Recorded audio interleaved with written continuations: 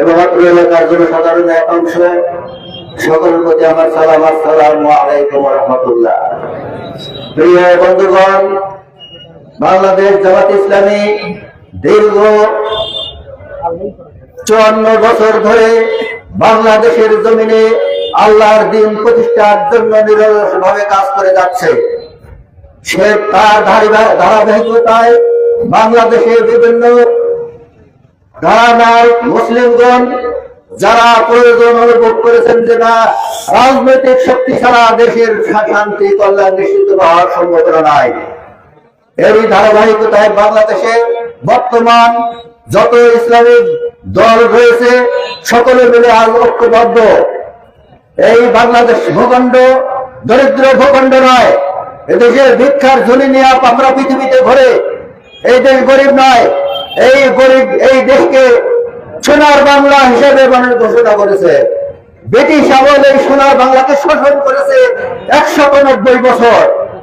এরপরে এই দেশ শাসন করেছে 24 বছর পাকিস্তানের গভর্নমেন্ট। এই দেশকে সোনার বাংলা তামা বানিয়ে দিয়েছে। প্রিয় বন্ধুগণ, এই দেশের মাটির নিচে সম্পদ, মাটির উপরে সম্পদ, আকাশে সম্পদ, সমুদ্রের ভিতর সম্পদ, এত সম্পদের ঘরে ঘটা এই বাংলাদেশ, এটা সোনার বাংলাদেশ। এই সোনার বাংলাদেশকে সকলে লুট করেছে 54 বছর। এই বাংলাদেশের মানুষ, এই বাংলাদেশের লোক এই বাংলাদেশকে শোষণ করে দেশকে খোখলা করে ফেলেছে। ভিক্ষার জন্য নিয়ে আমাদের পৃথিবীর বিভিন্ন দেশে ঘুরতে হয়। এই দেশের সম্পদ এই দেশই থাকবে।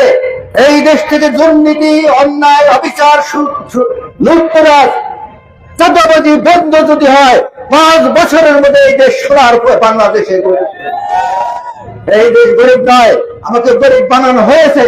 তাই আসুন আগামী দিনে বাংলার জমিনে আল্লাহর জীবন বিধান প্রতিষ্ঠার মাধ্যমে ন্যায় ও খোদাবহ জীবন মানুষের নেতৃত্বে এদেশে সুদ মুক্ত, দুর্নীতি মুক্ত, লুটতরাজ মুক্ত, চাঁদাবাজ মুক্ত একটা দেশ আমরা গঠন করব। এদেশের জনগণ আজ জেগেছে, আর চাঁদাবাজকে ভোট দেবে না, দুর্নীতিবাজকে ভোট দেবে না। এই দেশের অন্যায় এবং অবিচার, অন্যায় যারা করে, মানুষের উপর নির্যাতন করে, তাদেরকে এখানে দেওয়া নাই। এই দেশে সুদমুক্ত অর্থনৈতিক ব্যবস্থা চালু হবে, ইসলামী অর্থনীতি শিক্ষা ব্যবস্থা প্রতিষ্ঠিত হবে, যেই শিক্ষা ব্যবস্থার মাধ্যমে মানুষ একাধারে আলেম হবে, ওলামা হবে, মুফতি হবে, একাধারে তিনি ইঞ্জিনিয়ার হবেন, ডাক্তার হবেন এবং দেশ পরিচালনার যোগ্য লোক আমরা তৈরি করবো, এমন শিক্ষা ব্যবস্থা গ্রহণ করা হবে। এই দেশের সম্পদকে রক্ষা করা হবে। এই দেশের সম্পদ এই দেশের মানুষের কল্যাণে নিয়োজিত থাকবে। এই দেশ ধনী দেশে পরিণত হয়ে যাবে ইনশাআল্লাহ।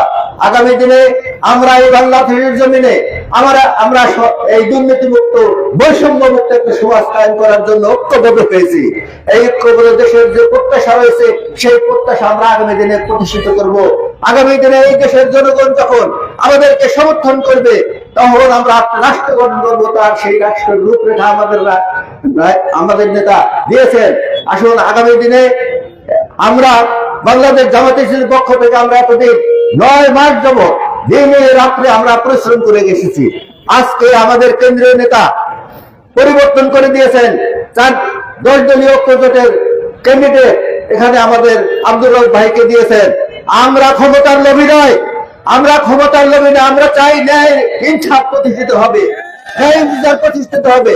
অতএব আমরা ঐক্যবদ্ধ হয়েছি এই ইনসাফ প্রতিষ্ঠার জন্য। আগামী দিনে রিকশা মার্কায় ভোট দিয়ে আপনারা এই বাংলাদেশে এই ভূখণ্ড রায়গঞ্জ তারাশের নির্বাচনী এলাকায় বিপুল ভোটে বিজয়ী করার জন্য নিরলসভাবে প্রচেষ্টা করবেন ইনশাআল্লাহ। এই কামনা করে আমার কথা শেষ করছি। খোদা হাফেজ। বাংলাদেশ জিন্দাবাদ। ঐক্যবদ্ধ বাংলাদেশের নির্বাচন জিন্দাবাদ, জিন্দাবাদ। বাংলাদেশ জামাত ইসলামী জিন্দাবাদ। আসসালামু আলাইকুম ওয়া রাহমাতুল্লাহ।